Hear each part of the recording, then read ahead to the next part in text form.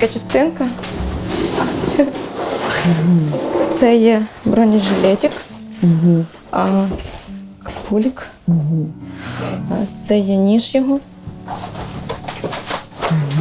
У нас різна є колекція ножів. Чоловік трішки увлікався, можна так. Так. Мультитул – це така річ, яка дуже потрібна для військових, різних. Там відрізати, там ще щось, там ще щось. А, це ті як ніж? Ні. Ні. Тобі сказати, тут є різні такі чоловічі всякі штучки, і ножики, і заміри, і пилочки, які допомагають там щось відрізати, відпиляти, такі ще різні речі. Дивіться, їм вишивають саме? Так. Или як? Так? Під кожного? Так, ти сам замовляєш, платиш гроші і робиш. Да. Почти все ти маєш багато. В перші часи ми купували все, а потім десь уже, ви знаєте, в травні, в червні видавали. Уже з'явилося в Україні для військових багато що. Хоча це все ми купували за свої кошти. Годинник, так? Ти годинник сказала, годинник, так? Да, він в мене схований окремо. Це одні з, це його годинники, які я бережу. Пам'ятаю цю першу зустріч нашу з тобою, коли мені зателефонував цей Борис, наш пастор, і каже, ти можеш прийти на зустріч для вдів жінок, чоловіки, яких загинули на передовій. І твоя була перша реакція, що їм говорити, так? Так, я так і сказала, кажу, а що я буду їм казати? Він каже, тобі нічого не треба, ти просто поспілкуйся.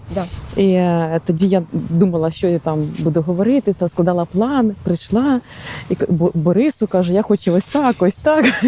А він каже, тут є Віка, ти з нею, я підходжу, і я тобі кажу свій план. А ти кажеш, ні, це буде боляче.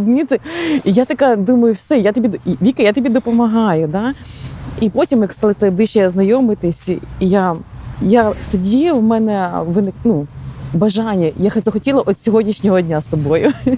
Тому я радію, що ми можемо бути тут. І навіть цей парк, він для мене теж близький. Тут я дуже багато гуляла, говорила і думала з Богом про своє життя. Я хотіла, щоб ти розказала мені про себе. Я сама родом з Житомирської області, це тут поряд. І мої батьки, звичайно, сім'я, мама, тато, ми з православної родини. Я з дитинства знала «Отче наш» і десь в підлітковому віці думаю, звідки я дізналася «Отче наш». Моя бабуся, вона православна і вона вчила. І у нас були християнські цінності. З дитинства я читала Біблію, в нас це було прийнято. Але в нас було не прийнято піти в іншу церкву. Я ходила в недільну школу в православній і задавалась питаннями. Щось там мені не клеїться до того, що я читаю, хоча я дитина.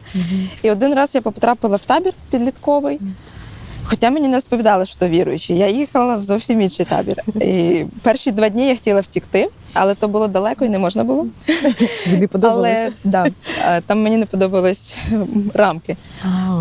Але потім мене торкнулося багато що. По-перше, люди, які служили, мене торкнулися. І по-друге, все ж таки торкнулася та темна сторона, яка в тобі є, що щось не вистачає. І в 12 років я в таборі покаялася. І повністю змінилось трішки моє життя. Я була таким підлітком, якого батьки відвозили до директора, курила за школою. І потім, коли я приїхала з табору, я кажу, все, ребята, я не можу з вами дружити. А вони кажуть, гіпноз. Гіпноз, я пам'ятаю. Але так пішов мій процес становлення. І коли я готувалася до хрещення, у 18 років, це було моє свідоме рішення, але тоді я відчула конкретно в своїй такій голові, християнське життя, воно скучне, не йди туди. І я не зробила головного рішення повністю посвятити себе. І з того часу трішечки моє життя було моментами, я була і там, і тут. Але коли в 25 років я потрапила за кордон, я проживала в Іспанії, там працювала, я заробляла достатньо великі гроші, жила на березі моря, але воно мені нічого не приносило задоволення. Було всередині така, пустота. У мене є гроші, у мене є чудові якісь умови, але немає щось всередині. Я зрозуміла, ці речі дочасні, є щось більше. І просто в своїй кімнаті, читаючи Біблію, я зрозуміла, це є Господь. І я просто в своїй кімнаті наодинці покаялася і якби повністю змінила своє життя. Вже і в 25 років це конкретне було рішення. Коли я повернулася на Україну, я прийняла водне хрещення і пішла вже далі в собі різні служіння. Як батьки твої відреагували? Ну, що у вас було одне життя, ну, як ти казала, що Батьки мене підтримували, батьки були раді тому, що я йду, але якби це був мій вибір, вони мене просто підтримували. Ну, в 15 років в нас так сталося, що тато залишив нашу сім'ю, він пішов в іншу сім'ю. Це для мене було травмуючою подією і для всієї моєї сім'ї. І цей момент зробив те, що ти маєш полагатись тільки на себе і на Бога, все. І в той момент Бог став моїм татом. Мені не було позвонити: «Привіт, тат, вислухай мене». Ні. Ти такий стоїш, мені треба тато, мені треба захист, і ти розумієш, що в тебе немає чоловічого плеча, і в тебе є лише, може бути, Господь. І ось такі в мене ставали стосунки. Це був мій тато, мій друг, це ось така була рідні речі. Коли ми приходимо до Бога, то тобі хочеться щось робити. Да. Да? Де ти себе знайшла? Я була в місті Житомир, там я знайшла церкву, джерело життя, і там я почала служити в підліткове служіння, в молодіжному служінні. І далі я служила в такому центрі з докризовою вагітністю. Це жінки, які хотіли зробити аборт в молодому віці з 15 років і далі. І ми з ними проводили біблійні уроки, ми з ними проводили різні семінари, і програма їх брала на підтримку, щоб вони не зробили аборт і давали їм психологічну і фінансову допомогу. І ми от з ними спілкувалися, ми з ними служили. Також я була в команді Young Life з молодими мамами. Я була одна дівчина, яка не має дитини, але служила. Пастор каже: я бачу, це будеш ти. Я кажу: в мене немає дитини, і я не одружена, як я можу їм служити? Він каже: ну от я розумію, що це маєш бути ти. Тобто, значить, ми можемо це робити, навіть якщо ми... Я скажу, через якийсь етап, коли я вже спілкувалася з мамою, вони кажуть: в тебе скільки? Я кажу: не однієї. А що ти це все знаєш? Я кажу: це все, просто, правда, це теорія. Практика, я розумію, зовсім інше. Але для служіння було цього достатньо. Коли в тебе є всередині любов, достатньо її тій жінці, яка знаходиться в якійсь кризовому етапі. Бо Господь нам дав цю любов в загальному. Коли ти приходиш з джерела, береш цю любов, вона наповняє з середини, і ти далі йдеш з нею. Ці дівчата, яким ти служила, вони відмовлялися від аборту? Так, деякі відмовлялися, але там ціла команда. Там величезна команда, яка робить це служіння. Одна команда стоїть під абортарієм, молиться, інша команда йде в абортарій, відговорює, інша команда проводить з ними уроки. І потім загальні зустрічі робить. І вже з дітками, які, знаєте ж, коли вона вже народжує, вона каже: я навіть не можу уявити, що я таки думала зробити аборт. Це таке цікаве служіння і непросте, тому що 15 років вона мама. Була така ситуація, коли я служила в цьому служінні, а в церкві я не розголошувала. І коли на це служіння приходить дівчина-подросток з церкви, вона мене бачить там, вона розуміє: я вагітна, в церкві ніхто не знає, і вона мене бачить. Вона каже: що ти тут робиш? Ти теж завагітніла? Кажу: ні, я тут служу. Вона каже: не хвилюйся, я нікому не сповім, я буду з тобою. Такі були речі. Ось. Які в тебе взагалі були мрії на той час? Мрії на той час. Знаєш, я не ставлю великих цілей, великих мрій. Я ставлю на сьогодні, на завтра і буквально трішечки. Мені подобалось бути активною, мені подобалось бути зайнятою, так як я була на той момент не одружена. 7 днів на тиждень, 6 днів на тиждень. Я люблю свою роботу тим, що я можу її скоригувати так під служіння. І мені подобалось нові знайомства, мені подобалось, знаєш, такі ці гілки служіння. І мені хотілося більше когось знати, більше комусь якось служити, і щоб ефективним бути. І просто бути всередині гармонії себе. Але ця гармонія починається з того, знову ж таки, з твоєї кімнати, де ти, якщо ти віруюча людина, твоє слово, твоя молитва, і далі йде церква, суспільство. Ти не можеш бути відділеним і повністю повноцінним, якщо в тебе немає оцього в тілі і вдома, стосунків особистих. Опиши себе от тоді. Писати себе – це: алло, привіт, поїхали? Давай, вперед. Ось так, це навіть так було. Це абсолютно не прив'язаність до місцевості, і це просто такий давай вперед, щось нове, а давай будемо пробувати. Ось так було. Як ти себе знаходила в професії? Ким ти хотіла бути? Знаєш, ким я хотіла бути, я не могла бути, тому що в нашій сім'ї не було фінансів заплатити за моє навчання. І з 15 років, тоді, коли нас залишив тато, я мала вчитись працювати. Я працювала будь-яку роботу. Я могла підмітати дворики, я могла прибирати на фермі, я могла сапати гектарами буряки, щоб заробити і одягнутися. Коли я поступила на навчання, нам не було платити. Тому ми пішли туди, куди нам було платити. Я еколог, охорона навколишнього природного середовища. Так ми правильно зустрілися з тобою. Я навчалася в університеті, і взагалі мене тато раніше вчив до того, щоб мати якусь свою професію і те, що ти маєш не боятися будь-якої роботи. Але те моменти, де ти маєш все ж таки в 15 років втягнути все, було дуже складно. Але це десь навчило те, що ти зараз не боїшся за щось братися. Ти мені сказала, ти в сім'ї одна? І в мене є старша сестра. В неї вже є 2 діток. Вона одружена, живе в Житомирі. Ну, кожна дівчина мріє мати друга по життю, так як нас кажуть. Ти мріяла про це також? О, да. В якийсь момент ти розумієш, що все ж таки дуже класно, коли в тебе друг, коханий і людина, з якою ти йдеш далі. А те, коли тобі вже за 30. Мені вже було за 30. Мені вже було за 30, коли ми познайомилися. На тебе давить суспільство. Обов'язково давить суспільство, в якому ти знаходишся. Що тобі говорили? Перебираєш. Теж казали, бо мені теж так казали. Бо я 37 вийшла заміж. Ставиш великі рамки. О, так. Може, це одні самі нам люди що казали. Що ти чекаєш? Он, бери і пішла. Я думаю, а куди ж ми з ним підемо, коли він не бачить, куди він йде? Коли дівчина говорить так, вона каже, я піду туди, куди ти йдеш. За тобою, за чоловіком. Тому мені потрібен був такий, знаєш, сила характеру, яка була би, мала таку глибину.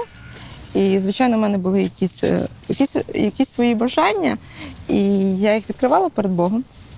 Але в мене що ти просила? Я просила, щоб він був мужній, дуже мужній. Я просила, щоб він був не приліплений до мами. Я просила, щоб він знав Бога більше, ніж я, тому що я піду за ним.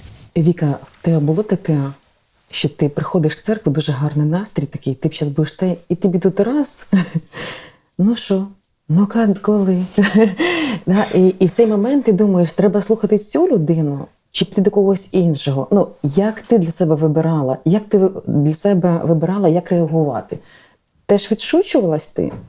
Чи ти страждала, приходила додому? Чи ти як думаєш? Спочатку ти відшучуєшся. Спочатку ти робиш вид, що тебе це не задіває.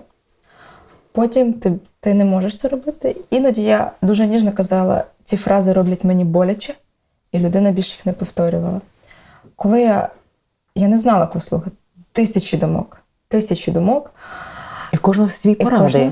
Ну, мені теж багато чого такого говорили. І якщо в мене є друзі, яких я бачу по житті, сім'ї, які я довіряю, я могла до них піти, поплакати, зробити і взяти пораду.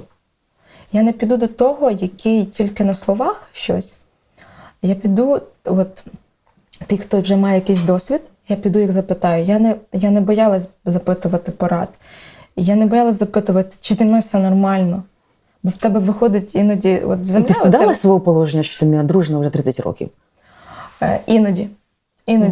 Іноді було. Особливо, коли є свята, і всі кажуть, ідіть, святкуйте в сім'ях, класний день. Ти приходиш додому, ти падаєш, ти ревеш, ти кричиш. А чому я? Що зі мною не так? Ти задаєш питання, де моє? Невже настільки ти ніякий, коли тобі ніхто не хоче, або хтось хоче, а він тобі не підходить, різні речі. І ти плачеш, ти кричиш, ти виливаєш свою душу, потім витираєш все це і далі рухаєшся. Ти не зациклюєшся на цьому. Ти розумієш, що буде майбутнє, ти просто не знаєш, коли. Ну, ти вірила, що ти будеш заміжня? Вірила, але сумніви завжди приходили. Сумніви завжди є. Вони нікуди не дінуться, вони не зникнуть. Вони атакують постійно. Ти можеш або піддатися з ним, або боротися з ними. Що тобі допомагало боротися? Мені допомагали боротись друзі, які мене підтримували, особливо друзі, в яких сім'ях. Часто є, якщо ви одружені, ви спілкуєтесь з одруженим, а одинокі мають з одиноким. Мені дуже подобалось, коли мене сім'ї запрошували. Я не була ніяким лишнім. Ми спілкувались, ми дружили і також служіння. Це ти насолоду береш від служіння, від того, що ти з кимось, ти спілкуєшся з молоддю, ти спілкуєшся з Бути максимально активною. Так, максимально активною, шукати собі активності, не зациклюватись на тому, що щось не так. Є чекати, це найгірше, навірно, що коли вже після 30 чекати. Всі кажуть, час, чекай. А зараз час Макдональдсу, всі хочуть відразу. Я помилилась, завтра в мене має бути чоловік. А чекати зараз мало хто хоче. Іноді, коли були такі, знаєш, от сім'ї, ти бачиш, що вони поспішили, або щось просто, ти думаєш, добре, що я чекаю. Дуже часто Господь мені казав, ти чекаєш чогось, не бійся. Мені, наприклад, допомагали походи в гори. Я не знаю, от коли походи в гори, ти сам з собою, і ти сам з Богом і своїми думками. Ти приходиш в плат, ти робиш якусь перемогу в плані піднімання на гори, і ти робиш собі перемогу. І також, я знову ж таки спокійно читала Писання, багато над тим, звісно, плакала. Кажу, Господь, коли це збудеться, коли. Але чітко розуміла, що ти маєш трішечки збудувати себе, щоб потім бути комусь подарунком. Ти коли дуже в такому відчаї, що в цей час потрібно робити? От що ти робиш? Ти казала, що ти плакала, але щоб вийти з нього? Щоб вийти з нього, прості речі мені допомагали. Це прийняти душ, поїсти щось смачне, переключити свій мозок на іншу ситуацію, подивитися трішки під іншим кутом і просто зробити якусь фізичну активність. Мій мозок переключався. Ти не можеш бути 24/7 в думці, ти не одружений, і ти не такий. Коли ти переключаєш трішки свою думку, це тобі допомагає. Навіть не на інших, а на себе, так? Я тоді просто бігаю, піти, пробігтися в лісі. Піти пробіжку зробити, звернути. І всі ці речі, вони дійсно починають виводити з того стану. Це те, що я навіть і зараз роблю. Вони виводять психологічно трішки з іншого з того стану. І не скажу, це супердуховність, коли тобі погано, де ти не можеш ні молитись, ні читати. Ти хочеш, ти впав, і все, ти лежиш, ти не хочеш вставати. Ти не хочеш жити в новий день. Ти не хочеш йти в церкву, тобі знову зроблять боляче. Скажуть, що, знову вибираєш, так? І ти такий, спасибо, браття, спасибо, сестри, я вас теж люблю. Іноді я просила, не говоріть мені більше цього. Коли ти ніжно говориш, люди починають трішки розуміти, хоча не завжди.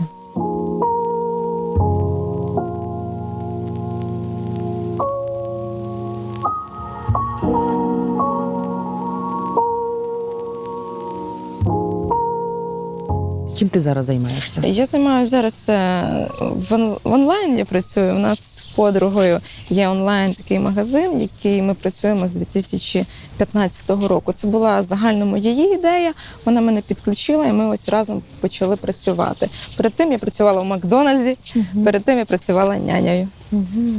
Розкажи, як все ж таки ти познайомилася з своїм чоловіком?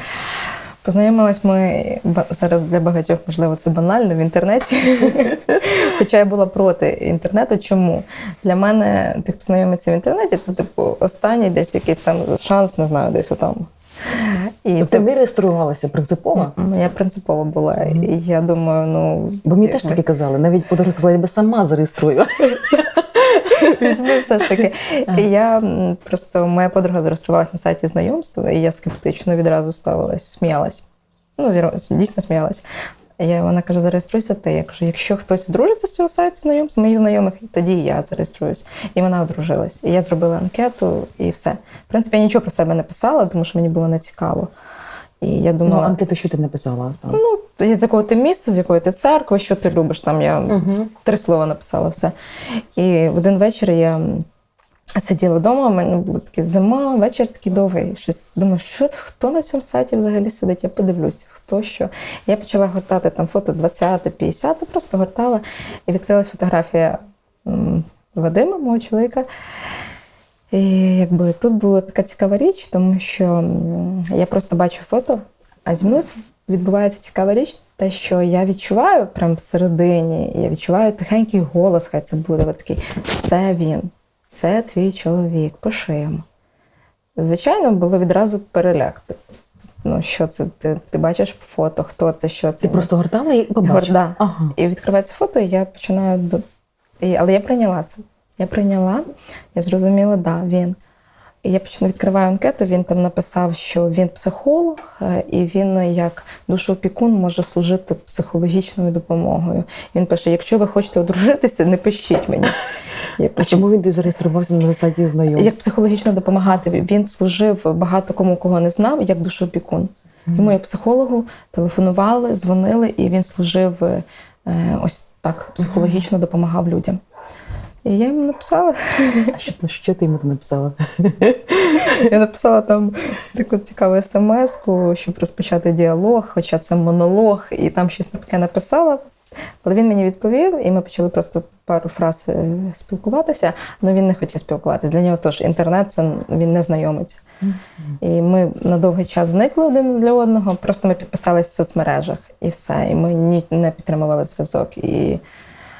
А я ж така вже думаю, ну все ж чоловік, значить, все, поїхали, погнали, вперед. І тут таке розчарування, а він нікуди не йде. Це було розчарування, і це було очікування. Тобто ти думала, що ти помилилася, так? Я навіть думала, що я помилилася, і я сумнівалася, але просто довіряла Богу. Я казала: добре, якщо це моє, воно нікуди не зникне від мене. Якщо він до мене приготовлений, він буде. Просто час потрібен. І через 9 місяців він мені написав, і ми почали спілкуватися по телефону. Ми не бачились, ми поговорили дуже довгі часи по телефону, ми обговорювали різні речі, ми просто стали друзями в першу чергу. Ми боялись зустрітися, щоб не розчаруватись від картинки. Ми особо не бачили один одного, могли фото один одному вислати. І все. Але потім, коли ми зустрілися, знову ж таки, якісь дати ми зустрілися, я дивлюсь на нього і кажу собі: значить, пропозиція буде в березні, а весілля буде в травні.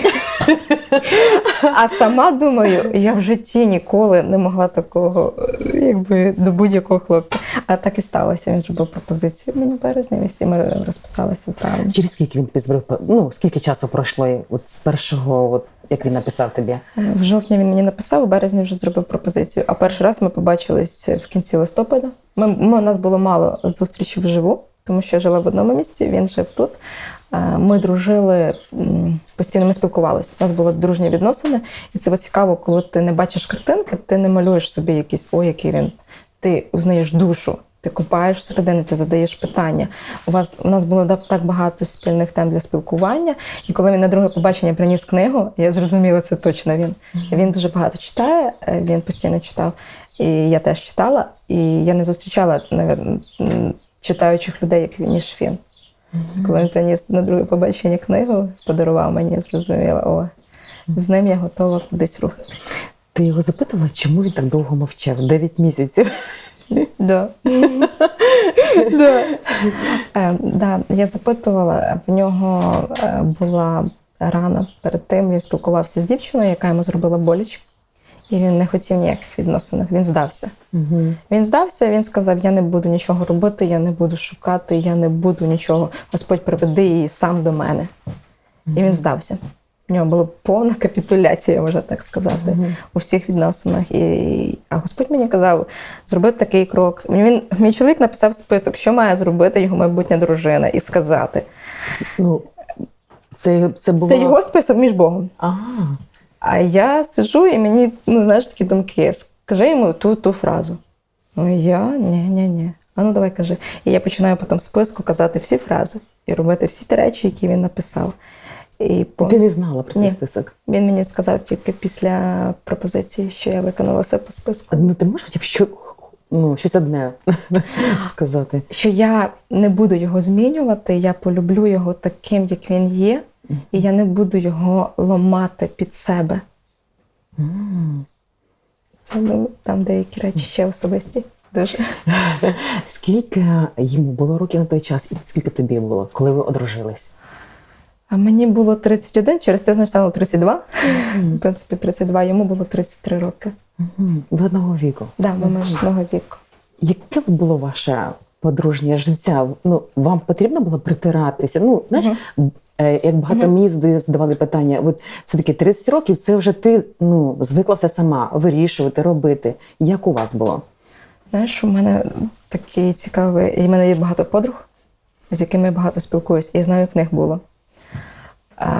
В нас не було ні притирання, ні якихось нерозумінь. Ми відразу стали одним. У нас не було якогось періоду, що щось не подобається, чи щось незрозуміло в побуті, абсолютно. Та гармонія для мене, моя сім'я, це був кусочок раю на землі. Це була моя фортеця.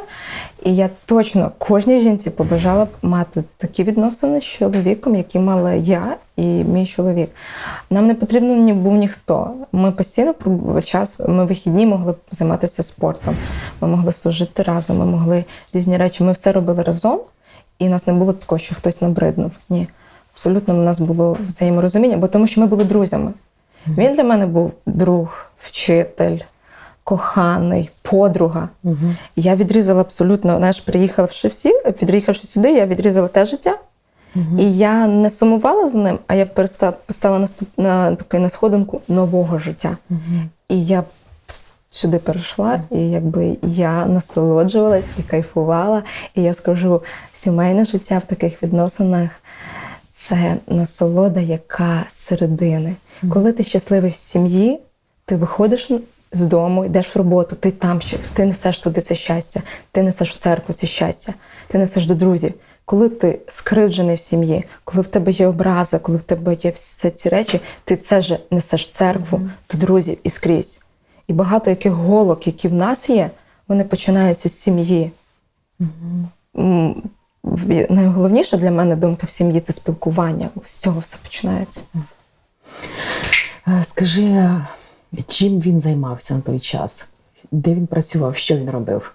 Він працював в Державній прикордонній службі психологом. Тут вона недалеко від нас знаходиться.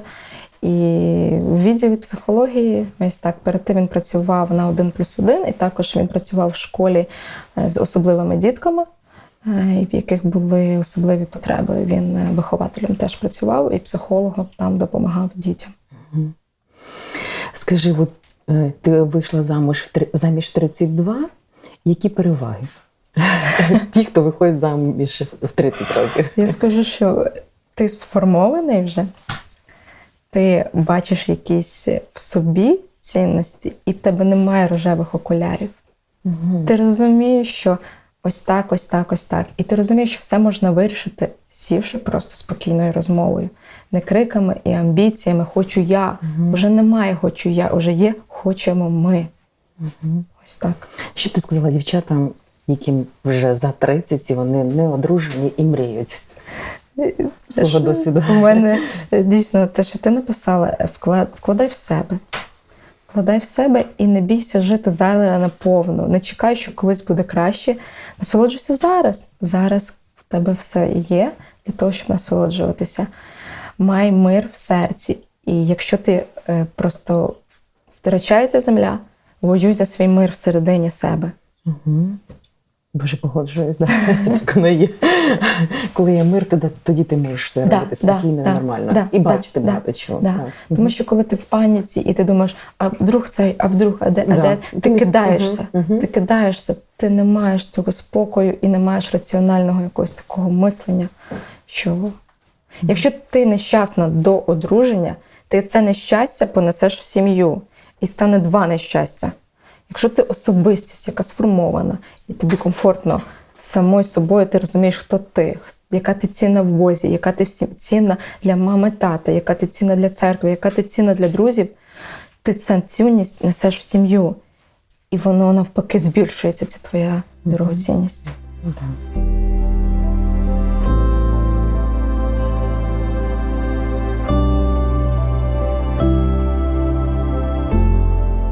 Віка, коли почалися ці розмови про війну, так? Дуже пам'ятаю, як ми з чоловіком, я постійно йому казала, а що ми будемо робити, ми кудись будемо їхати. Ну, і такі тривожні, так. Про що ви говорили в сім'ї? Ми теж говорили про війну і про те, що ми будемо робити. коли чоловік сказав, що він дуже давно, він декілька років назад, не в 2022 році, а ще раніше говорив про війну, тому що вона йшла. Для нього не було такого, що не йде війна. Війна йде, тільки вона на тій частині України.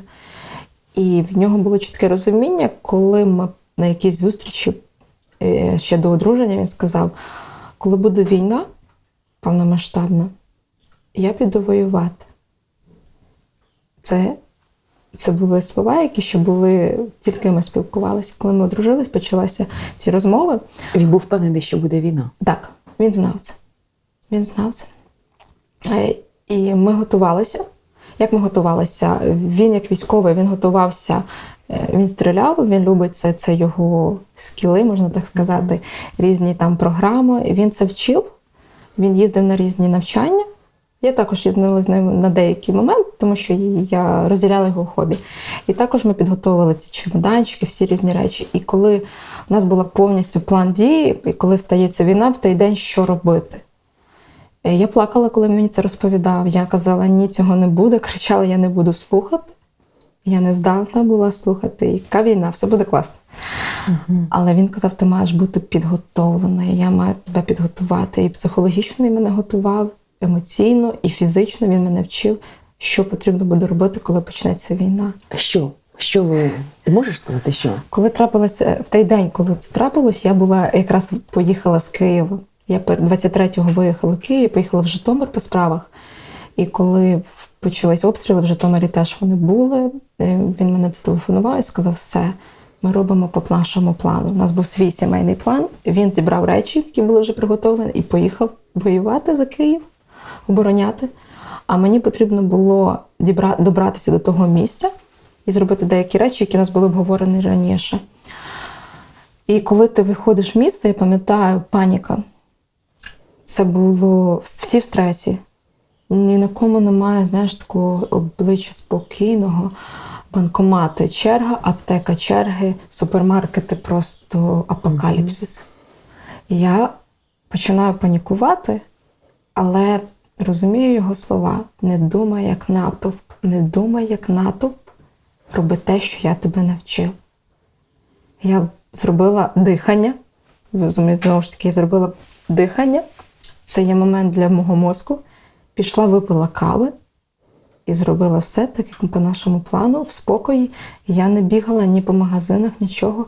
І я дуже йому вдячна, що він мене підготував до того етапу.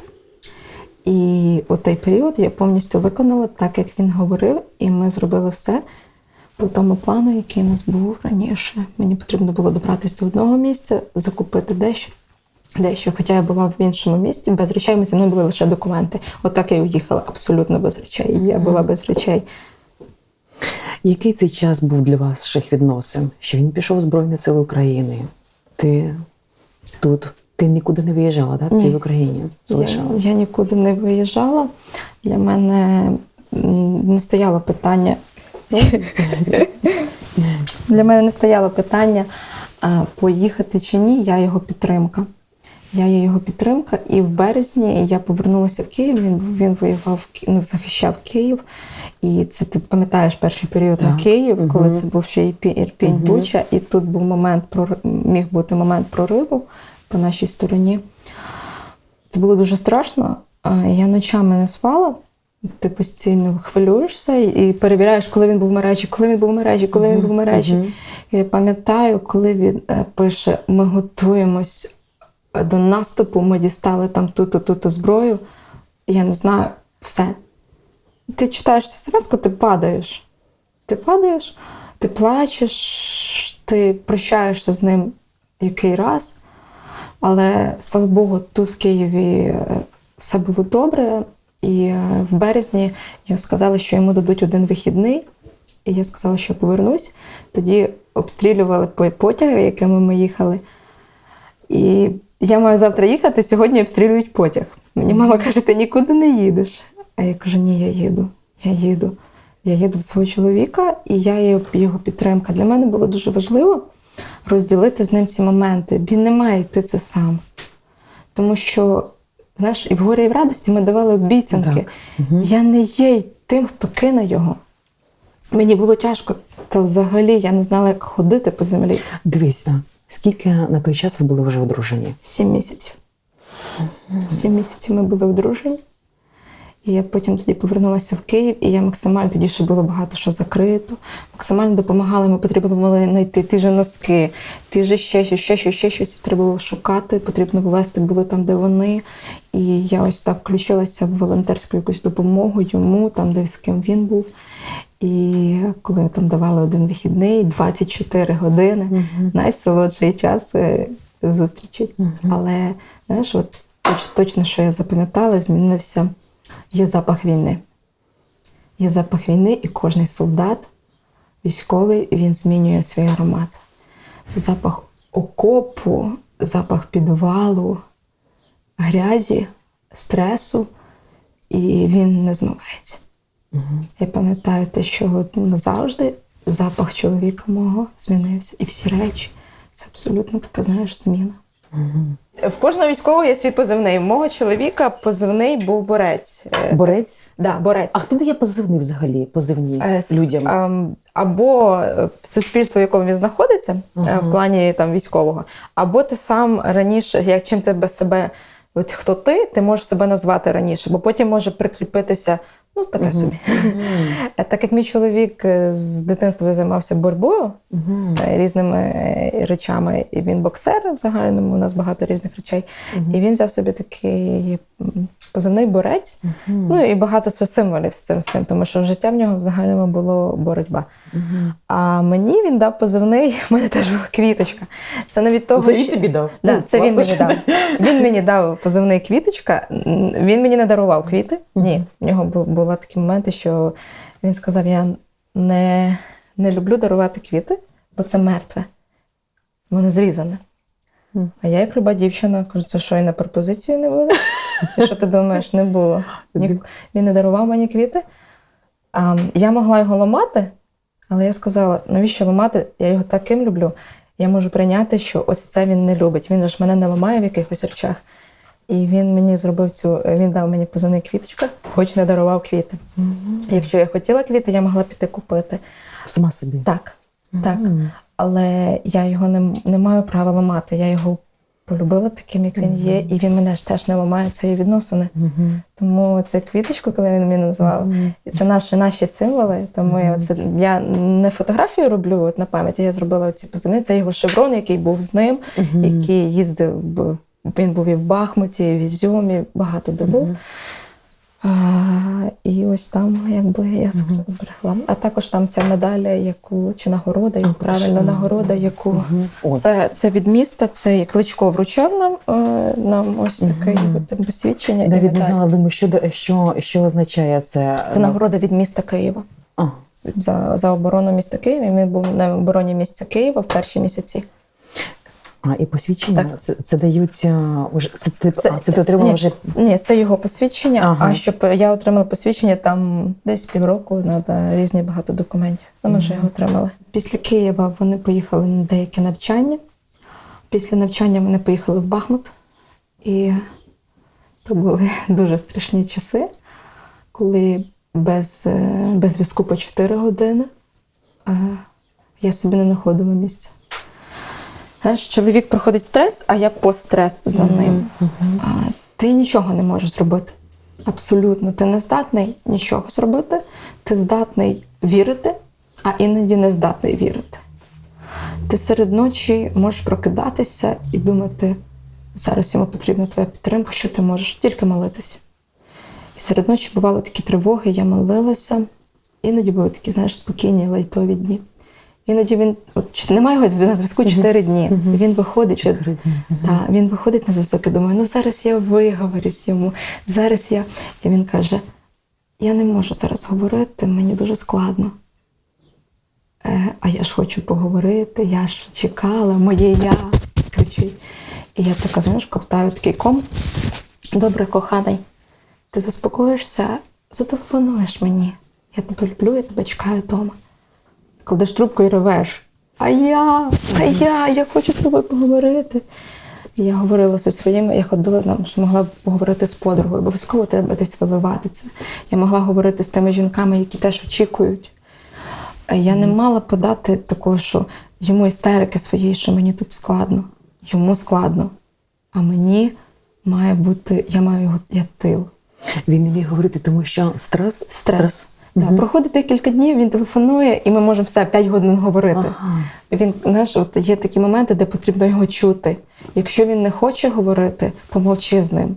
Коли він каже, давай будемо говорити, ми можемо 5 годин говорити, ми можемо сміятися, можемо на відео позвонити.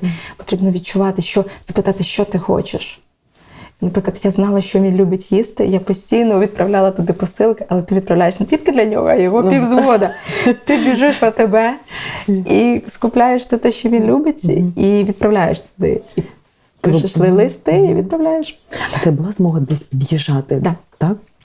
Скрізь, куди можна було поїхати, я абсолютно скрізь їхала. Мені не важливо було, яке це місце знаходження, скільки це часу забере. Я збиралася і себе в кулак, і отак от, і ти їдеш. І ти знаєш, ти їдеш з радістю. Ти летиш як на зустріч, і йому було важливо. Я бачила військових, до яких ніхто не приїжджає. Вони в свій вихідний просто шастають, вони не знають, що зробити. І я бачила військових, до яких приїжджають дружини, які їх не залишили. Це зовсім інша підтримка. Той один день з декілька тижнів оновлення, коли він зі мною, він набирався сил, він повністю переключався. Спочатку він в собі, спочатку він так не може адаптуватись, потрібно прийняти душ, поговорити, і далі він вже стає, знаєш, так знову. Їм потрібна ця перезагрузка зі своїми дружинами обов'язково, і підтримка має бути від тих, не залишати. Що тобі найбільше подобалось в ньому? Чесність, прямолінійність і це те, що він не йшов за натовпом. Він завжди мені казав таку: не думай як натовп, май свою думку і не рухайся туди. Має такий, в нього був такий стержень, який мене дуже захоплював. Він казав, знаєш, коли я стаю твоїм чоловіком, я в першу чергу стаю в двері нашого дому, як охорона твоя і тил. І перше, я охороняю тебе від батьків твоїх і моїх. Ніхто не може тобі зайти в дім, в наш, і причинити тобі біль, тому що він не пройде через мене. Я є твоя охорона повністю. І я зрозуміла, це такий тил, за яким я готова стати. І він постійно стояв у дверях, і я пам'ятаю, як просто коли сюди переїхала, ми ж поряд біля батьків. Він сказав, не заходить, нічого не робиться. А я день-два думаю, чому до мене ніхто не заходить? А потім мама каже, мені сказав Вадим не заходити. Я кажу, хоч би зайшли на каву. Каже, він сказав, нельзя, я не заходжу. Саме важким він говорив, я не можу бачити, як помирають мої друзі. Він багато втратив друзів? Він мені про це не говорив, скільки. Я не можу запитувати, скільки ти вбивав, це не можна. Я можу запитувати, як я тобі можу допомогти. Я можу сказати, я поряд. Я можу сказати, ми пройдемося разом. І він дуже не хотів попасти в полон. Це для нього було таким, знаєш, яка для нього була насолода в ті дні, просто насолода військового. Каже, я прийняв душ. Розумієш, знаєш, от ми тут живемо, слава Богу, так от. Каже, я прийняв душ. Яка в мене сьогодні радість. І сиджу, думаю, вау. Чому він пішов? Пішов напередодні. Чому він міг тут залишитися і бути психологом і допомагати тим, які повертаються? Чому він там? Я теж задавалася цим питанням. Можливо, думаю, ми не туди повернули, можливо, можливо, дуже багато питань, чи ми все правильно робили. І коли я підняла документи одні, просто почала шукати, я шукала свої документи, і я знайшла його контракт зі Збройними силами України, який був підписаний ще до знайомства зі мною. І його вибір був не воювати, а захищати Україну ще раніше. Хто йому дав такий момент, що ти підеш воювати, ти підеш захищати? Це Господь. У нього були свої стосунки. І він, якби то не звучало мені боляче, я розумію, що він мав там бути. це його там було служіння. Зараз, коли мені телефонують іноді, бо пишуть його побратими, кажуть, ти знаєш, я ось зараз сижу в окопі і згадав про твого чоловіка. Я говорю, що саме? Каже, у мене немає зараз людини, кому я можу виговоритись. Твій чоловік слухав нас, він підтримував. І я розумію, що він як психолог із автоматом робив свої речі. І коли будуть його побратими один точно дивитися відео, сказав, ти знаєш, каже, ми зараз виходимо на позиції, і я читаю 90-й псалом. Де ти його взяв? Мені подарував його твій чоловік. Ми разом молились, ми разом проходили це, і я розумію, що він робив те там, про яке не говориться, знаєш, це не кафедра, але це і те служіння, де він там був. І я не знаю ті зернятки, які він посіяв. Хоч мені боляче те, що так сталося. Що сталося? Це, знаєш, коли ти впав у яму, коли рухнуло все. Коли мені повідомили з телефонним дзвінком, що спочатку представились офіційно, привіт, добрий день, але я розумію, що це телефонує друг, якого я дуже чудово знаю. І він каже, під час бойового завдання солдат такий-то, такий-то загинув. Що я відразу, я кричала в трубку, ні, ні. Але він об'яснив, що на ньому немає жодного поранення. В нього як була контузія чи ще щось, його глушило хвилею. І я кажу, де він зараз знаходиться? Він сказав, що він знаходиться на полі бою, вони не встигли витягнути їх. І самого цього хлопця, який бачив його останнім, теж контузило. Я говорю, є шанси, що він живий ще, бо він залишений там. Він каже, не знаю, можливо. І я пам'ятаю, це на даний момент це найстрашніша подія, яка відбулася в моєму житті.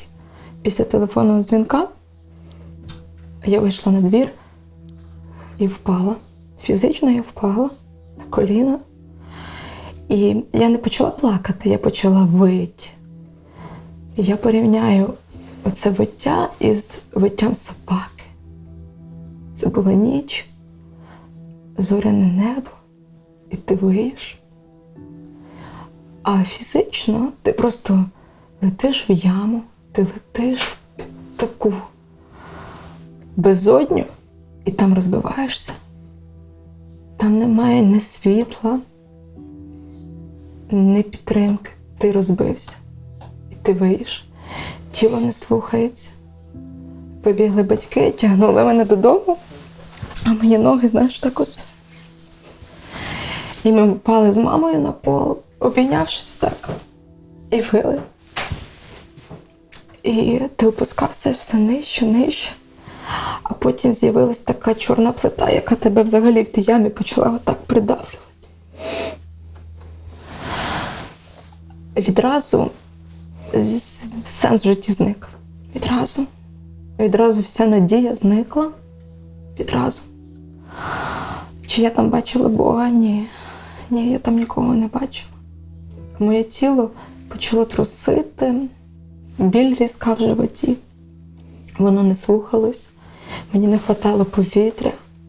Мені хотілося пити, але і не хотілося. Мені хотілося їсти, але й не хотілося. І ми зателефонували друзям на сім'ї одній, яка до нас відразу приїхала. Я зрозуміла, що нам потрібна підтримка. Ми не зможемо пройти це одні. Коли приїхали друзі, чи в тебе є бажання молитись? 0. Чи в тебе є бажання уповати на Бога? 0. Але ти знаєш, що ти можеш уповати. Ти зразу починаєш згадувати Писання, яке ти вкладав до того в себе. Коли приємні сонячні дні в твоєму житті, вкладай в себе в Писання. Бо коли прийде темрява, тобі потрібно буде дістати ті вірші. Тобі потрібно буде дістати ту надію з того слова і стати на ньому. Стати. І що ти згадала тоді? Спочатку я нічого не згадала. Спочатку ми прийняли рішення молитись. Ми з друзями, я дуже вдячна сім'ї, яка нас підтримувала. Ми молилися по 5 годин, не встаючи, по 6, по 10.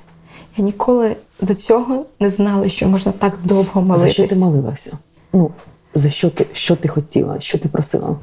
Я просила Бога дати сили пройти це. І я просила Бога показати Його любов і пізнати Його більше. Я повернулася до цієї ситуації спиною до втрати, а передом до Бога. Я сказала, відкрийся ти мені більше. І коли Бог на фоні цієї ситуації став більшим, ситуація з втратою і смертю стала меншою. Я хотіла пізнавати Його більше. І в молитві це могло бути прославлення, потім молитва, слово, прославлення. І коли ти славиш Бога в цій ситуації, ти кажеш, я дякую тобі за деякі речі, за те, що ти Господь, за те, що ти Творець, за те, що в тебе є вічність для нас. Ти починаєш дякувати, змінюється твоє ставлення до цієї ситуації. І ти знаєш, друзі почали разом зі мною в цій ямі тримати оцю плиту, щоб не задавило. І вся церква, коли дізналась, почала молитися. І пройшло декілька днів, і я відчула, як хтось забрав цю плиту в цій ямі. І я стала дихати. Потім пройшло ще декілька днів, ми чекали тіла, ми чекали аналізів, ми чекали, поки надії, що він буде жити, да, так? ми не знали, ми чекали надію, бо його не знайшли. Група виходила, не могли добратися. Ми чекали тіла, ми чекали чуда взагалі. Я вірила, що він може бути живим, тому що на ньому не було жодного поранення. І була надія, що він може бути живим. І я просила Бога про чудо, але в мене таке було, кажу, але є твоя воля, і я її приймаю. Це дуже складно прийняти волю Бога, якщо ти не знаєш, який він. Якщо ти не знаєш, що він тебе любить. Коли ти не пережив любові Божої, тобі дуже складно прийняти його любов Божу. Як зрозуміти Божу любов, коли я втрачаю чоловіка, з яким я щойно одружилася і після 30? Боляче. Боляче це зрозуміти, але ти розумієш, що ще зараз мені прийшов 139-й псалом, що ще в утробі мами твоєї я знав про тебе. І ти розумієш, що Господь за мене віддав Ісуса Христа. І це більша любов. І я розумію, через Ісуса Христа мій чоловік має вічність. І він, тут немає його біля мене, але він не загинув. Він загинув фізично, але він живий. І ти за це можеш дякувати безмежно Богу, за те, що в нас є надія не тільки в цьому житті, але там. Хоча зрозуміти це дуже складно. Тут потрібно відключити розум, а лише віра. Це невидима річ, за яку ти тримаєшся, і вона в тобі, ти коли її приймаєш вірою, в тобі відбувається, в тобі відроджується надія. І сенс якийсь з'являється. Мені Господь показав свій сенс в існуванні мому тут на землі, інший сенс показав. Як ти дізналась, що його знайшли? Мені знову ж таки зателефонував його друг, що його все ж таки щось знайшли, і він поїхав в морг на пізнання. Я не бачила тіла, їхав його побратим, найкращий друг. На війні, до речі, можна знайти таких друзів, які потім по житті стають найкращими. Війна просто відкриває, хто є хто. І його побратим їздив в морг. Він сказав, що так, це він. Я йому вірю. І він зателефонував, що все, це він. І через 2 дні мені принесли офіційну бумагу, що мій чоловік загинув, і ми готувалися до похорону. Але від того, що я не шукала підтримки в людях, де я її шукала, я могла просто сидіти в тиші, читати Писання. Я могла молитися, я могла слухати прославлення, хвалу. Я отримала мир в серці. На який день? у вівторок я дізналася, що з чоловіком трапилося, в четвер я отримала мир, але це була боротьба за свій стан. Знаєш, коли є перемога, значить раніше була боротьба. І я з друзями боролася за свій стан, за мамин стан, і ми отримали перемогу всередині. Це перемога над апатією, над страхом, над лінню. Коли втрата – це є лінь. Тобі лінь встати з кроваті, тобі лінь помитись, тобі лінь поїсти. Коли люди втрачають когось, вони не встають з ліжка багато днів, це є лінь. І цим потрібно боротись. Потрібно боротись за свій стан. І силу в людях я не знайшла. Я знайшла її тільки в Бозі. Ісус. Тільки Він мені дав цю силу і цю посмішку, яку ти мене бачиш. Я з цією посмішкою йшла на похорон. Я зробила дуже історичне фото, коли я виходила з дому на похорон свого чоловіка. Моє обличчя посміхалось. І це не моя заслуга. Це те, що я знаю, хто створив мене. І коли я пішла в пустелю, Господь просто оазісом там мене обійняв. Я зараз розповідаю, я насолоджуюсь тим, що я пережила неймовірну любов Бога в найстрашніші дні мого життя. Знаєте, неможливо полюбити небо, якщо ти хоч частинку його не пережив на землі. І дні горя для мене стали переломним моментом в пізнанні Бога, Його присутності, Його любові до мене. Так близько, як я стала тоді, не було ніколи. В день похорону, коли ми були в церкві, я розуміла, що якби це така подія, де все для нього. Да? Всі йдуть попрощатися з ним, принести йому якісь квіти, сказати якісь слова. І я абсолютно не думала взагалі про себе. Я, знаєш, так десь там. І просто мене обіймали люди. І в один період до мене приносять такий великий букет квітів білих. І мені кажуть, це тобі. Я думаю, ні, це чоловіку, це тобі. І просто, знаєте, як от камінь такий, хтось про тебе думає. Це таке, знаєте, як світло і любов, це замість 1000 слів. Хтось про тебе думає, і мені подарували ці квіти, я їх взяла, і мені здавалося, що це підтримка 1000 людей, це підтримка сотень моїх подруг, які поряд, вони зі мною, я не одна. І от слова є слова, а є дії. Коли є втрата, важливі дії. На словах можна сказати, я тебе підтримую, а можна сказати, візьми, будь ласка, це для тебе, я з тобою. Речі стали до мене дуже сильно торкатися. І коли мені хтось давав шоколадку, я могла розплакатись. Коли ви бачите, що біля вас є людина, яка має втрату, робіть для неї щось. Не тільки говоріть, робіть. Запитайте, що вона любить. Пришліть їй букет квітів, зробіть щось. Просто не стійте осторонь. Найгірше – це стояти осторонь. Типу, нічого не сталося, все пройде. Вона якось з Богом протримається. Ні. Станьте підтримкою, ідіть поряд і робіть речі. Зараз час діяти, не час просто розмов. Я за тебе згадую в молитві. Я знаю, хто постійно за мене молиться, і я знаю, хто просто іноді каже, жалко тебе, ти одна з 1000. Рік назад у нас в цій церкві було весілля.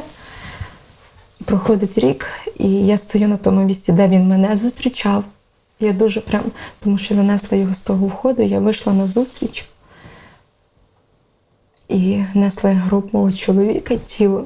А я стояла, зустрічала його як рік назад на весіллі. І це було боляче. Це було прикро, це було сумно. Але ти розумів, що ти не власний над цим. Є ситуації, які трапляються, і кожен буде колись в ситуації втрати, в плані ти підеш звідси. І ти розумієш, що вічність, вона взагалі поряд. Ти розумієш, що воно все поряд. Смерть і життя, воно поряд. У вересні, коли пішли, вони готувались до штурму. Знаєш, багато я чую різних версій. Взагалі до штурму вони підготовлювалися. Я багато речей, яких знаю. Вони підготовлювалися. Це не було так. Їх кинули, погнали вперед. Вони підготовлювалися, деякі речі були. І вони взяли позиції. Вони захватили ті позиції. Це був напрямок Ізюма, Харківська область. І він мені зателефонував. Віка, ми взяли позиції. Все чудово, все добре. Ми повертаємось декілька людей назад, взяти води і деяку їжу і повертаємося назад. І він робить відео, чи останнє відео на його телефоні. Він показує, де вони знаходяться і куди вони йдуть. Наші котики. І коли вони йшли назад, от туди, прямо де він зняв на відео, почався мінометний обстріл, і плюс була розтяжка. І здетонувало дві речі. І мінометний обстріл, і розтяжка було дві. І їх йшло 4. Чоловік йшов останній, але під час вибухової хвилі він чомусь опинився першим. Чому? Це вже є невідомість. А той 4-й і вижив. 3 хлопці загинуло. В той період, коли всі святкували. Всі святкували. Я, знаєш, настільки пам'ятаю, як всі лікували за те, що було і звільнення Херсону, і взяти Ізюмський район. А я плакала. Для мене він став фатальним, останнім і болючим. Я тільки одружилась. Я так довго мріяла, так довго плакала. Да. І тут я отримую, про що я мріяла, так? І ти розумієш, що це Бог тобі дарує. Да. І тепер Бог забирає. Як це зрозуміти? Дивись, для мене це не Бог забирає. Для мене не Бог поставив ту розтяжку, не Бог вистрелював із міномета, не Бог прийшов на нашу землю знищити нас. Прийшов ворог. Прийшов ворог. Я просила і прошу і далі милості Божої до моєї сім'ї. І сталося ось так. І я дивилась на це все і думаю, як я можу змінити фокус на інше, де я можу побачити чудо. Я можу побачити в чудо те, що в втраті, в болі Бог найбільше приходить. Я стільки років чекала. І це більше, ніж я очікувала. Мій чоловік, це більше, ніж я очікувала. Це насолода. Чому так мало тобі треба було з ним прожити? Ти запитувала Бога? Я запитувала. І я отримала конкретну відповідь, яка, можливо, комусь буде незрозумілою, але вона була для мене. Можливо, взагалі комусь історія моя буде дивна. Господь сказав мені одне слово, яке я прийняла. Достатньо. Я дуже довго плакала.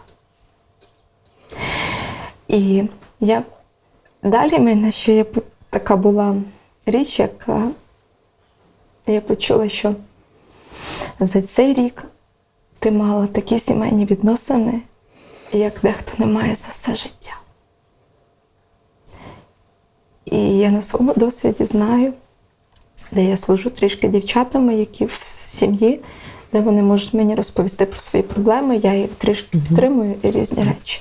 І я знаю, які є проблеми в сім'ї. І я знаю, які на початку питання, навіщо я одружилась взагалі, якщо так. У мене не було таких питань. У мене була величезна гармонія, яка була благословена. Речі твого чоловіка. Ти їх отримала? Так. Для мене взагалі це подяка хлопцям. І це деякі чуда, тому що я спілкуюся вже з сім'ями загиблих. Я знаю, що речі не повертаються, речі бувають зникними, або взагалі там вибух і нічого нема. до мене повернулися всі речі мого чоловіка. І деякі речі я просила Бога 3 речі, щоб він мені повернув, які мені для мене були дуже цінні. Це його ніж, він колекціонував, мультитул і його годинник. Ці речі мали якийсь для мене символ, тому що це були його улюблені речі. І вони відразу не прийшли, вони рахувалися зниклими. Мені коли привезли речі, їх там не було, це все. Я запитала хлопців, де вони. Вони сказали, що ми не знаємо, де вони вік. Можливо, вони зникли. Я сказала, ну добре. Хоча розплакалася, якщо чесно. Я плакала, що я просила тільки 3 речі. Прийшло все, але цих 3 речей не було. Через 3 місяці, рівно 3 місяці, мені приходить на пошту посилка. Я їду туди, дивлюсь, а там хлопці знайшли його речі через 3 місяці. Хлопці вже були під Бахмутом. Були в Новограді, були там. Де ті були речі, я не знаю. Це той, хто військовий, він розуміє, що таке через 3 місяці знайти речі військового. І мені приходять ці речі. Там ще був дальномір. Ну, це такі різні речі. Були деякі дорогоцінні речі, які хлопці всі повернули. Я їх віддала назад на фронт, щоб вони приносили користь. Тому для мене це чудо, що повернулося. Я просила 3 речі, і вони повернулися. Знайдено було. Ти одразу могла подивитися всі речі? Ні. Я хочу сказати до тих, в кого, можливо, така ситуація, і не робіть все відразу. Запитуйте себе, чи я готова. Відразу, коли мені принесли цю сумку, в мене дуже сильно піднявся пульс, і я зрозуміла, я не можу до них доторкнутися, вони мені роблять біль. Що я зробила? Я залишила їх просто вдома, не чіпаючи. І я ходила, іноді на них поглядала, і я спокійно очікувала, коли буду я готова. І я молилася, Господь, будь ласка, це речі, і я не хочу, щоб вони мені причиняли біль. До цього, до чого я торкалась, і підходила, я просила в Бога молитви. Це були прості молитви. Будь ласка, щоб це не причиняло мені біль. Ось так. І десь через якийсь період я зрозуміла, я готова відкрити. Я сіла над цією сумкою, помолилася і відкрила спокійно, перебрала. І спокійно це все відбулося. Якби я відкрила відразу, воно би мене кинуло в дуже велику біль. Тому потрібно слухати себе. Знаєш, коли ти живеш в одному домі з цією людиною, нагадує все про нього. Ну ж таки, я до всього відношуся з біблійної точки зору, і я на все розумію, що тут потрібне втручання Бога, і я за все молюсь. Коли після похорону ми повернулись додому, ми під'їхали додому, весь тиждень я ходила, знаєш, це його книга, це його ноутбук, це його одежа, все плачу. Це був плач, я обіймаю його одяг, ти плачеш. Це його речі, вони таку біль несуть. Я під'їжджаю додому і розумію все, якби відбувся похорон. Я під'їжджаю додому, дивлюсь на дім і говорю такі слова вголос. Я багато що говорила вголос біля моєї команди, вони мене підтримували, це мої друзі були. Я кажу, Господь, ти чоловіка і дружину, де двоє стають одним. Я дуже пам'ятаю це. Я з чоловіком стала двоє одним. І зараз, на жаль, він уже не тут, він в тебе. Я залишилась одна. І ці речі, які там, вони були його і мої. Але так як ти тайну якусь створюєш в сім'ї, де двоє одне, так і нехай ці речі стануть моїми. І ніякої болі мені не зроблять. Це проходить 2 хвилини, і я йду додому. І я заходжу додому, мої друзі йдуть поряд, ми всі молимось. Я заходжу, відразу відкриваю шкаф. І чесно, це так і було. Я дивлюсь на ці рубашки, а це мої рубашки. Я беру комп'ютер, а він мені ніякої емоції, ніякої болі. Це мої речі. Я походила по дому, потрогала всі його речі, вони стали моїми.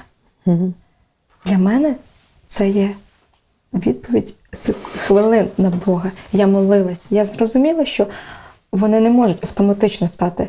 Я просто просила Бога про ці чудеса. І в кожному кроці я просила його конкретної відповіді і дії. Коли людина втрачає, от що мені сказати такій людині? От що тобі можна сказати? Що тобі потрібно було говорити в перші дні? Навіть зараз. Да. Пройшло скільки років, як його немає? Ну, Півроку. півроку. О. Що я тобі можу сказати?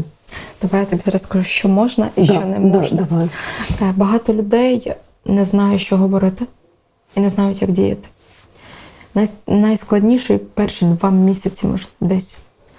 Перший етап я би порадила, коли це сталося, не телефонуйте, не пишіть смски. Якщо це є можливість, приїдьте. Просто побудьте хоча б півгодинки поряд. В день похорону максимально обіймайте цю людину. Максимально покажіть підтримку. Скажи, що я ніколи не проходила цю біль, але я буду поряд. Як я тобі можу допомогти? Що ти хочеш? Я і моя сім'я відкрита до допомоги. Двері мого дому завжди відкриті. Якщо ти захочеш з кимось поговорити, зателефонуй мені. Якщо ти хочеш прогулятися, я завжди буду рада пройтися з тобою кудись. Не закривайся, говори зі мною. І найкраще, що ти можеш плакати з плачущим. Коли вона плаче, плач з нею. Коли вона посміхається, смійся з нею. І пробуйте трішки цю людину витягувати кудись, не залишати вдома. Запросіть в гості на каву, запросіть пройтись в парку, запросіть покататись на велосипеді, те, що вона любить, те, що для неї, те, що не можна говорити. Дуже мене багато ранили словами. Люди не розуміли цього. У мене відразу ставала стіна до них. Найперше це слово – це «тримайся». Я не за що? У мене питання, за що мені триматися? У мене земля зникла. Коли ти хочеш сказати «тримайся», каже, ось моя рука, тримайся за неї. Час лікує, час не лікує. Це рана, яка всередині. До неї не може доторкнутися час. До неї потрібно пустити Бога і Ісуса Христа. Туди потрібно відкритись для лікування. Молода, вийдеш заміж. Мені хотілося, чесно, вдарити людину. І не одну. Що значить молода, вийдеш заміж? 32 роки очікувань. Сім'я, яка насолода, і я вийду заміж. Я кохаю свого чоловіка безмежно. Який інший? Не можна цього казати. Абсолютно. Або пройдеш, давай я тобі розкажу свої проблеми. Це теж не можна. Вислухайте. Потрібно перший період це слухати. Людині потрібно вилити біль. Бо той, хто не говорить, він закривається в собі. Хтось втікає в роботу, хтось втікає від оцього в інше місто. Але біль іде скрізь з тобою. Її потрібно прожити поступово, проробити. І я скажу, що часто жінки закриваються в цій болі і не дозволяють лікуванню проходити. Потрібно відкрити серце своє. Бог є суверенний. В кожного з нас є травма. Немає в Україні людини, яка не отримала травму. Від війни, від вибухів, від непрощення, від хвороби, від втрати дитини, чоловіка. Якщо ти закрита до лікування всередині, Бог суверенний, Він не прийде. Поклич. Смирись до такого, що всередині є рана, а її полікує лише Господь. Немає втрати великої або маленької. Будь-яка втрата – це величезна яма і прірва. Чи то дитинку ти втратив, чи чоловіка, чи сина, то є біль величезна, до якої людина не може доторкнутися, але може допомогти. Але я би сказала тому, хто у втраті і в болі. Зрозумійте, що духовне і душевне може тільки зцілити Господь. Немає такої жінки, з якою би я не говорила, яка б не молилася. Але потрібно попросити, щоб Господь почав лікувати. І не боятись нестандартного лікування. Я скажу, як в мене це проходило. Знаєш, мені іноді там хотілося біжи на пробіжку, біжи на велосипед, біжи поїж. І зараз, знову ж таки, немає рамок. З кожним Господь по-своєму лікує. Я один раз готую тут вечерю і чую так, знаєш, потанцюй. Я потанцюю, і розум твій каже, ти у втраті, ти у скорбі. А ні, потанцюй. Я включаю єврейську музику, лайфхак. І це ж не ті танці, ти розумієш? Ти плачеш, ти підіймаєш руки, можеш похлопати, а в тобі відбувається зцілення. Я хочу сказати, не бійтесь нестандартних. Немає процесу горювання в днях. Угу. І немає стандартного лікування і однієї пігулки від втрати. Це краплинка за краплинкою на твоє серце. Слухай собі тихий голос, що ти хочеш, запитуй своє тіло. Запитуй, поїсти, добре, що смачне. Да. Багато таких речей. Що зараз тебе лікує? Уже півроку пройшло. Найперше, що мене лікувало, так як я християнка, це моя церква. Угу. Я не можу вам передати на словах, де я приходила на служіння, і я отримувала зцілення. По молитвах людей, які поряд. По тому, як говорить слово пастир, писання, а з прославлення. Пісні, які там «Я пойду за тобою, я оставлю всього», а ти ж не просто вимовляєш. Ти просто проживаєш, і в тобі відбувається зцілення. Також фізичні активності. Як би то не звучало, є момент фізичних активностей. Я залишила роботу на деякий час. Я не вдарялась в неї. Я розуміла, що маю це прожити поступово. І я робила те, що я відчувала. От сьогодні я прокидаюсь, і я хочу просто йти гуляти в ліс. Я так роблю. І ось оці речі, вони дуже допомагають базові. Зустрічі з друзями, обов'язково розмови про будь-що і про будь-які такі речі. Якщо я хочу виговоритись, я шукаю людину, кому я піду виговоритися. Я не закриваюсь собі. Що б ти порадила тій людині, яка тільки втратила, і вже, може, якийсь час, що вона не повинна робити? Саме вдова. Свого досвіду. Ти маєш право це сказати. Я б найперше її зараз обійняла б дуже сильно. І сказала б, що вона не одна. Вона не одна. Вона не залишена. І її чують. І є люди, яким не байдуже до неї. Я би сказала, що вона цінність. І я би їй сказала спробувати шукати сенс в безнадії. Починаючи з банальних речей кожного ранку, виконуючи встати. Багато хто не встає або має проблеми зі сном. Більшість жінок має проблеми зі сном. Спробувати трішки базові речі зробити. Я перевірила це на практиці. Є базові речі, які ти робиш кожного дня. Потім це впливає на твій сон. Ти чудово спиш. І не боятися нестандартного лікування. Коли у вас є посмішка і вас щось веселить, шукайте те, що вас радує. Когось радує кава, когось радує прогулянка з подругою. Робіть це. А когось радує дитина. Проводьте час з дитиною своєю. Поїдьте, можливо, кудись трішки з дитиною, якщо у вас є дітки. Зверніть увагу на них. І обіймайте частіше цих жінок, мені хочеться сказати. От такою приємною любов'ю своєю. Що не потрібно їй робити?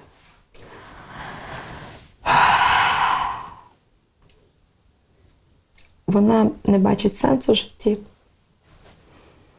І багато думок суїцидальних. І мені хочеться сказати, що є відновлення. Не потрібно здаватись. Боротись за свій стан. Боротись. І мені хочеться сказати, що кожен чоловік, який загинув, він би хотів, щоб його дружина жила. І мені хочеться сказати, живіть в кожному дні. Ви не бачите завтра і наступних днів. Жінки перестали планувати. Не плануйте тоді, але проживайте кожний день із якоюсь приємною для себе емоцією. Знайдіть її. На кладовище ти часто ходиш? Ні, я взагалі не відвідую кладовище. Я була один раз прибрати могилу. Чому? Тому що для мене є декілька віршів з Писання. Це особисто для мене.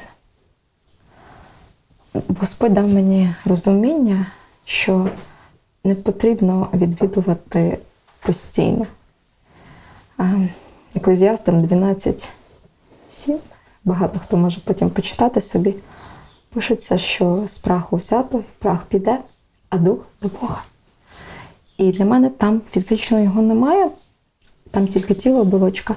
І я рахую, що є дуже велика небезпека тягнути за собою те, що мертве. Угу. Коли ти приходиш на кладовище, ти автоматично хочеш з ним поговорити. Але багато хто мені каже, він ж тебе чує. Я скажу, а скажіть, будь ласка, де це написано? І скажіть, будь ласка, звідки ви знаєте цю інформацію, що він мене чує? В людини стається ступор. Я рахую, що, можливо, дочасно є якісь моменти, але він не сидить там на хмарці і дивиться, що я роблю. Я маю відпустити те, що загинув. І я спілкувалася більше з Богом і казала, передай йому привіт. І я не спілкувалася з ним. Господь, я кажу, якщо так можливо, передай привіт моєму чоловіку, передай, що я його люблю. Але немає сенсу спілкуватись з ним, бо він вже не тут. Я розуміла чітко, я не маю тягнути. Це небезпечна гра, яка може затягнути мене на багато років, де я захочу з ним поспілкуватись, буду бігти на кладовище, занесу йому каву, занесу йому вкусняшку. Кому я занесу? Його нема. Це ілюзія в своїй голові. Комусь, можливо, так легше, але це дуже небезпечна гра, тим, що ти себе травмуєш. Ти після кладовища приходиш травмований, і в тобі ще більше болить. Ти тільки загоївся, ти пішов туди і знову травмувався. Ти в нашій розмові не перший раз говорила, що ти плакала, що ти, да? Що для тебе означає саме сльози? Я скажу, що сльози потрібні. Всі ситуації, коли втрати, сльози потрібні. Це одна з емоцій. Є період плача, ти маєш виплакати, не тримати в собі. Але є і сльози радості, є різні сльози. Буває таке, що я прийду в церкву на служіння, і я розумію, що все служіння просто проплакала. І я виходжу, а мені легко стає. Не боятись сліз. Для мене це виплеск чогось. Знаєш, є така по фізиці, я читала, що є різна структура сльози. Є радості, емоції, є плачу, болі і горя. І ці сльози мають вийти. Воно виливається з середини і приходить полегшення, має вийти обов'язково. Не тримати в собі абсолютно. І знімати людину, якому ти можеш поплачкати в плече. Поплач. А той, хто слухає, плач з ним. Нічого не говори. Плач. Ти кажеш, що ти відчуваєш, що Бог поряд. Так? Що... Як це? Як це? Складно невидимі речі зробити видимими. Знаєш, в кожного з нас десь є всередині, це називають інтуїція, тихий голос. Є так. Іноді я розумію, що я, наприклад, думала про хмарку, тут хоп, мені думається про щось інше. Я розумію, це не мої думки приходять, цікава думка, я її розкручую. Іноді я просто сиджу в тиші, я практикую це, я просто сиджу в тиші і слухаю, і мовчу. Дуже складно мовчати, ти хочеш ля-ля-ля-ля-ля виговорити. І я заспокоююсь, сиджу в тиші і слухаю. Іноді 10 минут, 20, максимум 20, я поки не дійшла до великого рівня. А іноді я відкриваю Слово Боже, це просто дивовижно. Я читаю, а це ж до мене, це до мене говорить Господь. Іноді я бачу Його в тому, як летить листочок. Іноді я бачу в тому, в природі дуже багато Бога. В горах, в лісі. Це це такі, знаєш, невидима річ, але іноді я бачу його в людях, коли в мене є питання, хтось приходить і мені каже: слухай, хотів тобі оце все сказати. А я посміхаюся, тому що я розумію, що я це недавно задавала питання Богу, а ось відповідь через людину. Люди – це цікавий Божий інструмент. Ми інструмент, ми можемо і ранити, але можемо і лікувати. Дотики людей, віруючих і невіруючих, вони особливі. І ми можемо або травмувати, або допомогти. І важливо, з чим ми йдемо всередині, чи ми готові маленьку частинку понести болі. Це не значить, що ти забереш. Ти просто допоможеш зробити крок. Коли часто говорили по телефону, і взагалі, чи я довіряла Богу і вірила, що в нас буде майбутнє, в нас будуть дітки, він повернеться з війни. Я його чекаю, і в нас все буде тільки найкраще. Я не допускала, звичайно, були думки, а вдруг такий: та ладно, ні, все буде добре. Ти формував себе, що якби я вірила. Я точно вірила, що все буде добре. І я не могла подумати, що все ж таки він загине, чесно. Я не могла. І я взагалі думала, та з віруючими це точно не може трапитися. І я довіряла тоді Богу, і я довіряю зараз Богу. Моя довіра не змінилася, вона переросла в інший формат. Хоча складно собі знайти фундамент, якщо ти його раніше не будував. Оцей момент, коли ти дзвониш чоловіку, так, і він каже: почекай, так. Ти це робила, тому що це потрібно? Це в мені було, знаєш, я і хотіла цього. Я хотіла, щоб він повернувся. Я завжди його рада чекала, я так і чекала. Я завжди, завжди прибираєш вдома, думаєш, вдруг йому дадуть вихідний, і він за 500 кілометрів приїде. Ти не можеш намалювати те, що ти хочеш, щоб він почув. Ти людина, ти не зможеш. Іноді я йому й плакала. Я говорю: будь ласка, вислухай мене, я плачу. І він мене вислуховував. Складно не плакати взагалі. І складно говорити, немає заучених фраз. Іноді ти можеш сказати: та я вже так задовбалась чекати. І він каже: ще трішки, скоро буде перемога. Я такий: Так, він вірив, що буде, він не вірив, да, що буде перемога? Так, абсолютно, він завжди вірив, що буде перемога. Знаєш, більшість, так як ми крутились в військових кругах, всі знали, що буде війна, але не в такому форматі, об'ємі. Буде десь там, точно не Київ, взагалі Київ.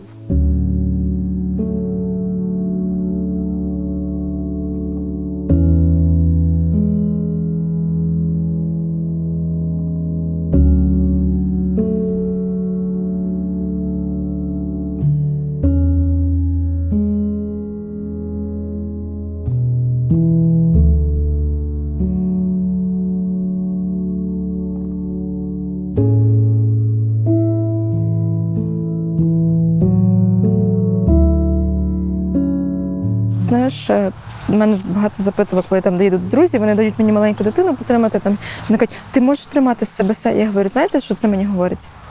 Це кругообіг речей. Там була смерть, тут є народження. Я дуже рада новому народженні. Нехай буде це все речі, це все, коли ти сприймаєш це по тому, що є таке коло. Сприйняти це складно, але це є момент того, що ти ніколи не знаєш. Кожного свій є відрізок часу. І... Ти шкодувала, що шкодуєш, або як сумуєш, що Бог не дав вам дітей? Я задавалася тим питанням. Я не знаю, чому так. Щоб в тебе була якась надія, я думаю, згадка, взагалі. І дитинку, і це все. Але розумію, що за цей рік, 7 місяців потім і ще війни, ми ж бачилися, якби, могла бути дитинка, але так не сталося.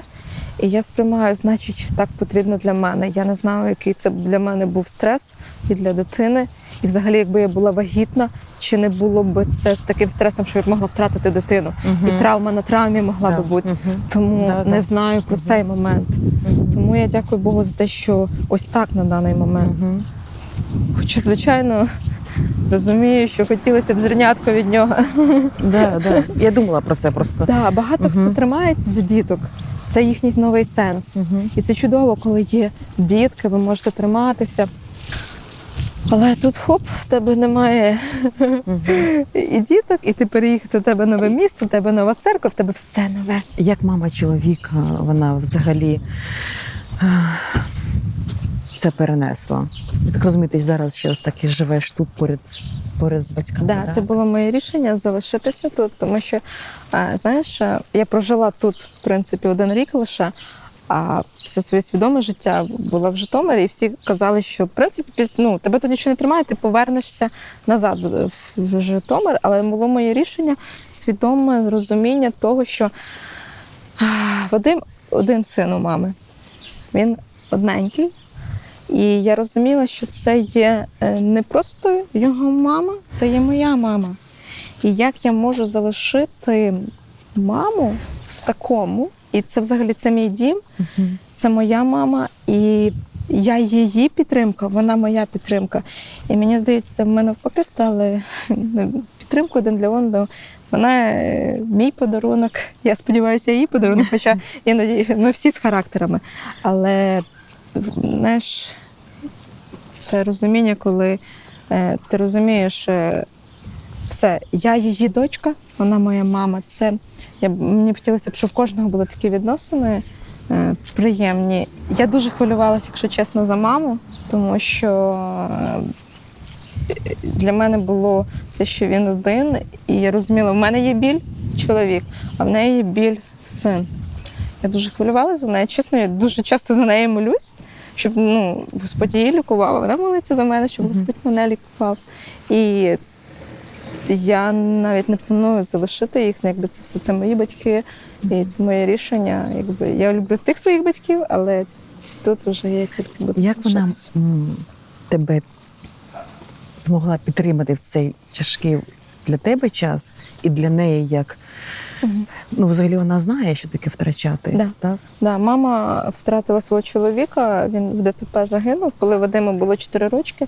І мама знає, що таке втрати чоловіка. І пам'ятаю, один раз я сиджу, плачу, і заходить мама. Я, звісно, витираю сльози. Вона підбігає, мене обіймає, каже, я знаю, що ти відчуваєш. І ми разом плачемо. Ми можемо разом плакати, ми можемо разом сміятися, ми можемо разом йти гуляти. Ми все багато що робимо разом. А іноді ми можемо день-два навіть і не бачитися абсолютно, але в нас є підтримка один з одним. Мама зараз пішла на служіння, навчання на капеланську, вона госпітальний капелан. Вона навчається для того, щоб служити військовим хлопцям, які в госпіталі, також допомагати їм.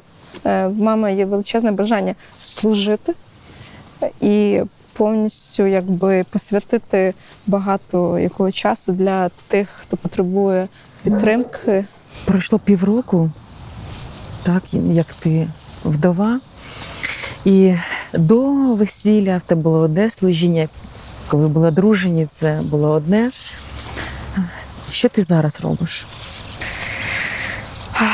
Знаєш, після того, як сталося це, мені в серці, прям всередині загорілась така, знаєш, це слово емпатія до тих, хто поряд і переживає подібне. Мені хотілося обіймати кожну жінку загиблого, маму, мені хотілося підтримувати, мені хотілося висловити любов. І зараз в мене був період свого відновлення, який я проходила з Богом, які я на практиці робила речі.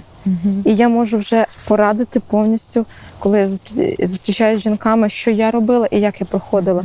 Зараз наш церкві сформується команда цього трішки служіння. І на даний момент я роблю більш такі індивідуальні поки зустрічі. Я зустрічаюся з цими жінками, ми спілкуємось.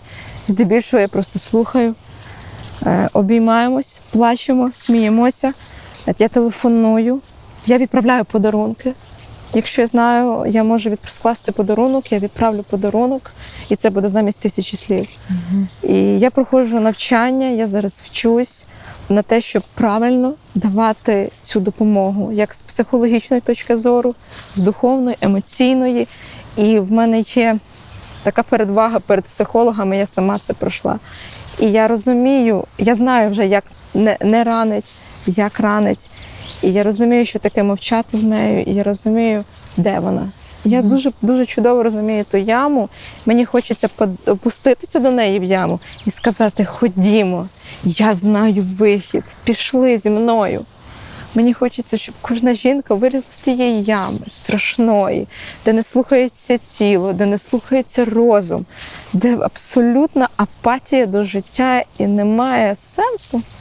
Мені хочеться, щоб вона віднайшла сенс, посміхнулася і жила. Це процес. Це процес. Це не можна отак за один раз. Допоміг, побіг. Це труд, де ти менший. Я менший, я приходжу до неї. Вона мій герой.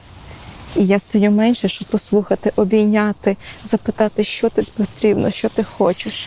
Віка, ну це знову повертатися до того, де тобі теж болить. Ну тобі ж болить все рівно. В мене, знаєш, Ну, ти ж все рівно ж плачеш. Я завжди копаю, на якому я етапі. Я завжди думаю, де я, що я. Іноді мене тригер кидає дуже далеко, і я вже починаю робити. Моя історія, поки я не відновлюся повністю, я не рвусь в великому масштабі. Абсолютно. Я розумію, що може це, ти правильно сказала, це може зіграти зі мною дуже, дуже погану річ. Мене може далеко відкинути. Я на малесеньких етапах, і я розумію, що я маю повністю відновитися і зцілитися. І це крок за кроком. Я йду, я якусь стадію пройшла, і я знову крокую. Я думаю, мене багато коли буде повертати назад в ту стадію. Але я вже знаю, як повертатись назад. І з психологічної точки зору, коли тригер мене кидає, і з духовної я знаю свої ліки. Зараз, які в тебе мрії? Я тебе запитувала, які в тебе були тоді мрії, які зараз? Знаєш, я скажу це дуже правдиво і дуже чесно. Земні мрії зникли для мене. Для мене зникли багато речей, які раніше я хотіла. Я задумувала, що я хочу. І я хочу таких речей, до яких не можна доторкнутися. Це принести плід свого життя для Царства Божого. Можливо, це звучить гучно, але це те, що коли сенс в тебе зник, Господь мені показав сенс в допомозі іншому. Простягни руку, так як це робив Ісус.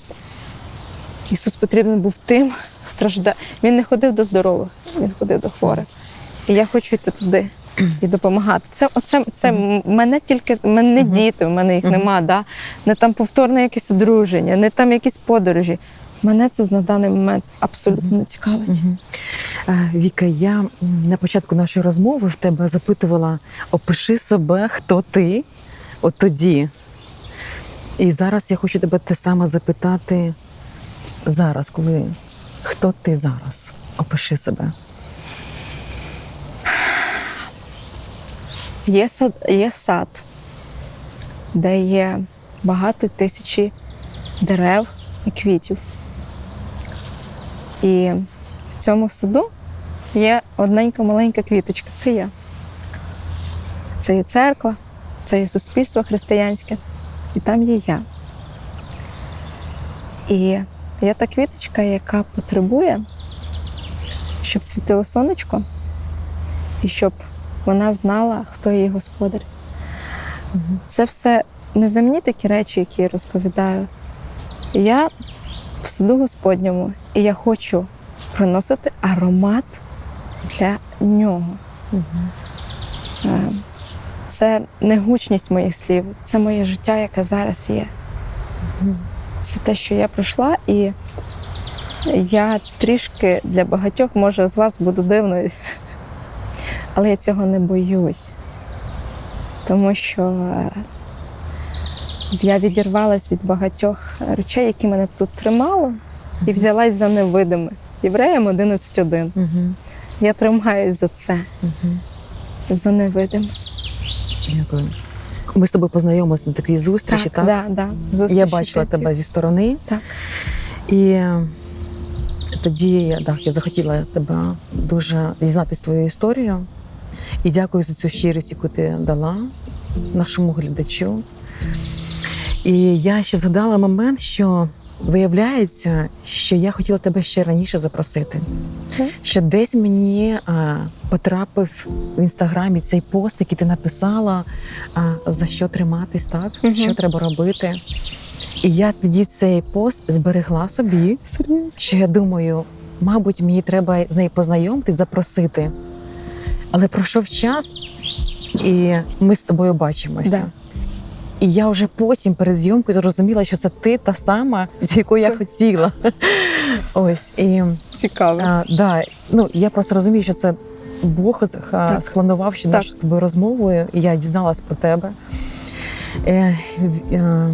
Віка, я хочу тобі подякувати, що ти погодилась розказати, і що ти говориш, як воно є зараз тобі. Зараз в нашій країні, на жаль, багато вдів. Так. Я навіть боюсь уявляти, скільки їх. І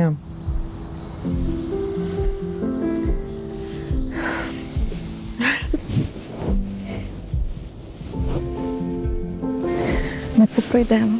я просто тобі обіймаю тебе від імені всіх глядачів, які хочуть тебе обійняти. І продовжуй говорити. І я вірю, що Бог тебе до кінця буде зцілювати. Да? Ти говори це, не замовкай. І як тебе назвав чоловік цією квіткою, ти дійсно така є. Нехай Господь дуже багато зробить чудес в твоєму житті. Я не знаю, що це буде, але нехай оця твоя посмішка щира, яку я бачу зараз, і я відчуваю твоє тепло, нехай Бог отак обіймає цих вдів, які стали, Да. ти їх розумієш і обіймає їх. Дякую тобі за цю розмову.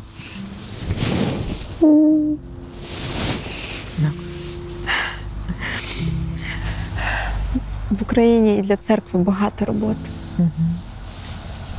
Це час, коли ти маєш проявити того Христа, який в тобі. Ти не зможеш плакати з плачущими, якщо в тебе немає всередині любові до них. Ти це не зможеш. А в горі дуже добре видно, хто є хто. Я дуже добре зрозуміла, хто є мій друг, хто є підтримка, а кому байдуже, і він далі живе. Я не кажу, що не потрібно жити. Живіть. Але є момент, де простягаєш руку. І як хочеться, щоб просто, знаєш, от люди розуміли, що ті, хто втраті, є рука того, хто може хтось подати, і є рука невидима, яка може тебе підняти із ями. І їй просто потрібно довіритись. Так, дякую. Ти дуже глибока людина. Дуже. Дійсно.